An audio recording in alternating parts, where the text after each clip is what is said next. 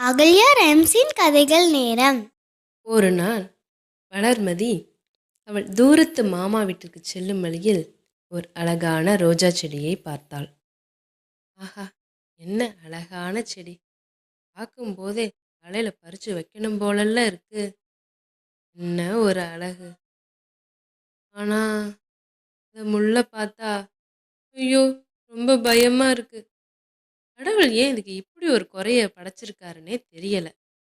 சிறிது தூரம் சென்ற பின் ஒரு கடலை பார்க்கிறாள். ஆஹா, கடல் என்ன அழகா இருக்கு!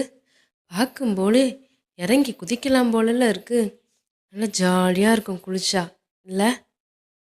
ஆனால் அந்த உப்பு தண்ணியை பார்த்தா ரொம்ப பயமால இருக்கு. குளிச்சா உடம்புலாம் பிசு பிசுன்னுலாம் ஆகிடும். அப்பாப்பா, வேண்டாம் வேண்டாம். ஏன் தான் கடவுள் இதுக்கு இப்படி ஒரு குறைய படைச்சிருக்காருனே தெரியலை.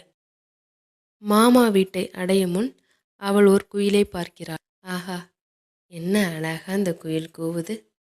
கூவுறதை கேட்டா நாள் முழுவதும் கேட்டுக்கிட்டே இருக்கலாம் போல இருக்கு. ஆனால் கடவுள் இதை ஏன் கருப்பாக படைச்சிருக்காருன்னே தெரியல. குயில் அந்த பெண்ணை பார்த்து கூறியது, இந்த பொண்ணை பார்த்தா எவ்வளவு அழகா இருக்கா! பார்க்கும்போதே கண்ணுக்கு லட்சணமாக இருக்கா. ஆனால் கடவுள் ஏனோ இவளை எல்லாரையும் ஒரு குறை சொல்கிற ஒரு பொண்ணாக படைச்சிருக்காருன்னே தெரியலை. குழந்தைகளா, யாரோட குறையும் பார்க்காதீங்க, நிறைய மட்டுமே பாருங்கள்.